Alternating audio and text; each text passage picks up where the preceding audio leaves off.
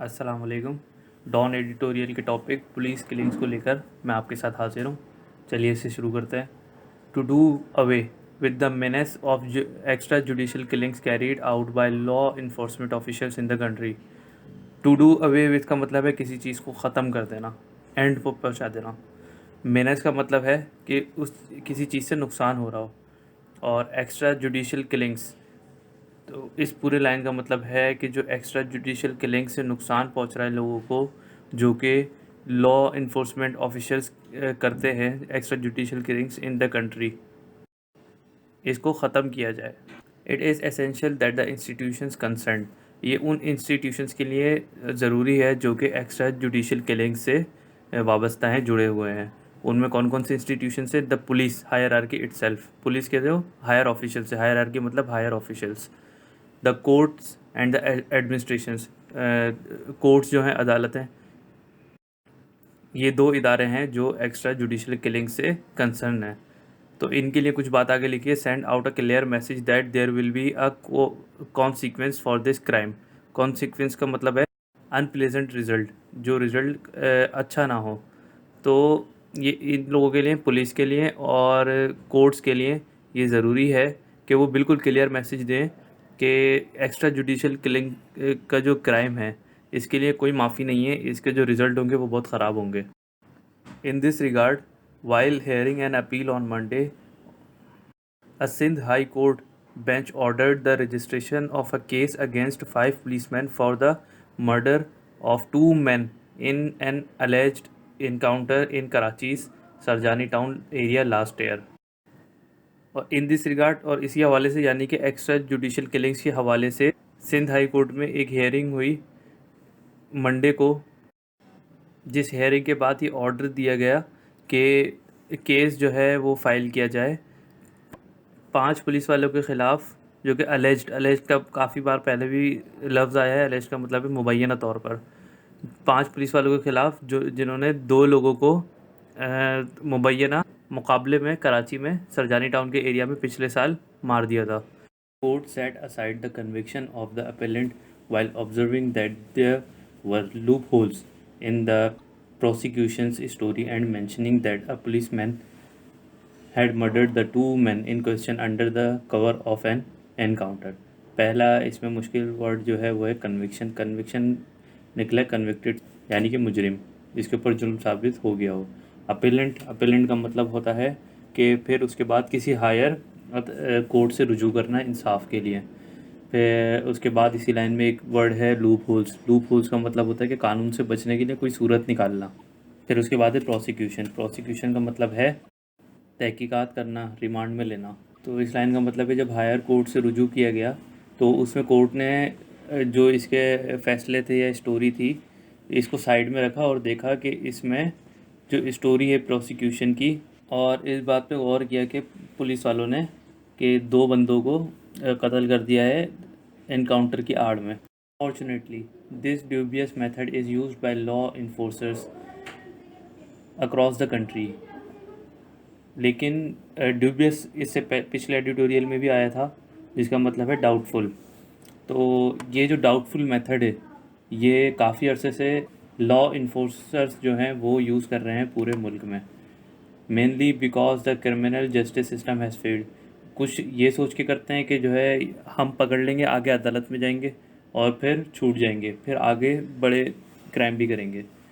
तो उनका एतमाद नहीं होता अपने जस्टिस के निज़ाम पे। While Black Sheep is a uniform also settle personal scores by dubbing their victims criminals और terrorists।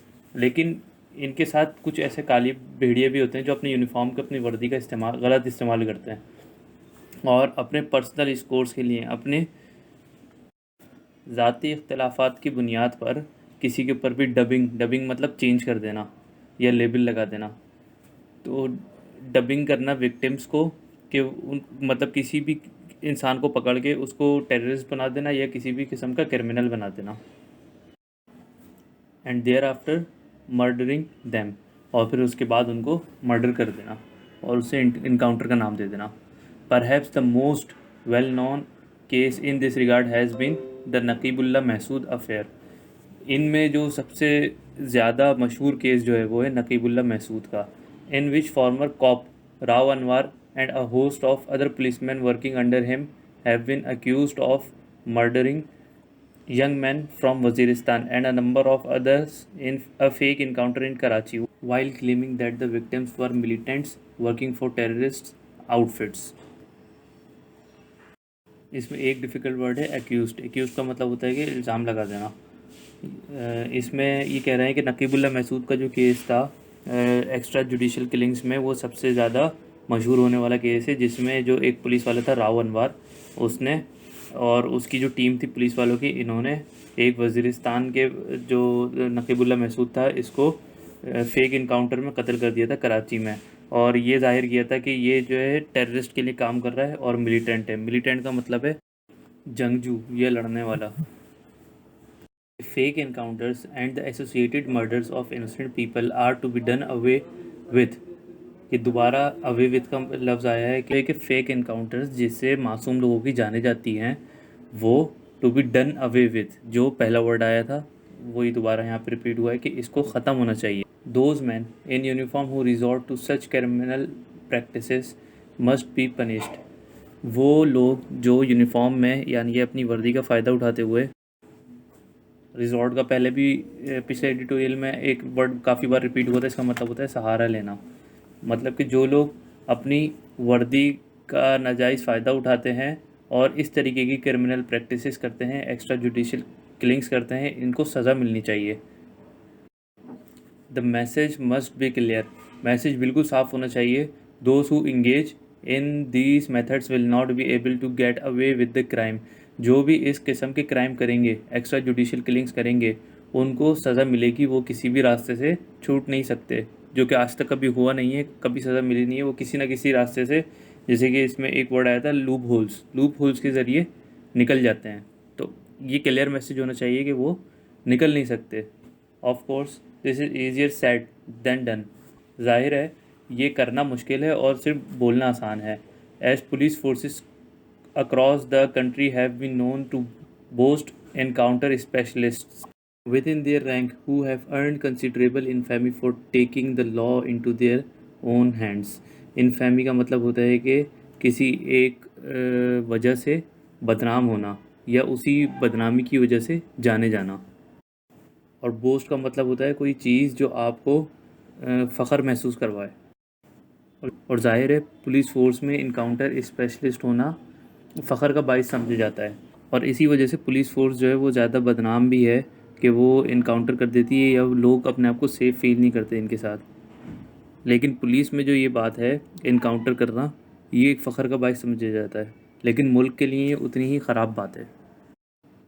Along with straightening the criminal justice system, the police hierarchy and courts must punish those who enforces who indulge the extra judicial killings. इसमें पहला जो मुश्किल word है वो hierarchy, जिसका मैं पहले मतलब बता चुका हूँ कि किसी भी इदारे में या किसी भी जगह पर कोई हायर ऑफिशियल्स होना। और इंडल्ज का मतलब है किसी चीज़ में शामिल होकर उसके मज़े लेना या मुलविस होना या अपनी मर्ज़ी से उसूलों के ख़िलाफ़ काम करना। तो ये लास्ट लाइन का मतलब है अगर ये क्रिमिनल जस्टिस सिस्टम को जो है ठीक करना है तो पुलिस हायरार्की, जो कि शुरू में बात हुई थी कि पुलिस ऑफिशियल्स और कोर्ट्स, ये दोनों ही इन चीज़ों में असरअंदाज हैं। तो इन दोनों को, पुलिस को और कोर्ट्स को, उन लोगों को सज़ा देनी चाहिए जो इसमें एक्स्ट्रा जुडिशल किलिंग्स में मुलविस है। क्योंकि पुलिस जो ज़्यादातर पेश करती है अदालत में, वो ऐसे करती है कि वो किसी और क्रिमिनल्स को करती है, लेकिन जब बात पुलिस पर आती है, कोई पुलिस वाला मुलविस निकलता है, तो पुलिस डिपार्टमेंट जो है, पुलिस हायरार्की, वो उनको बचाने की कोशिश करती है। तो इसी वजह से कहा गया है कि इन दोनों को ही इंसाफ के साथ और ईमानदारी के साथ इन लोगों को पकड़वाना चाहिए जो एक्स्ट्रा जुडिशल किलिंग्स करते हैं, ताकि क्रिमिनल जस्टिस सिस्टम ठीक हो सके। इसी के साथ आज का एडिटोरियल ख़त्म होता है। नेक्स्ट एडिटोरियल तक के लिए खुदा हाफिज़।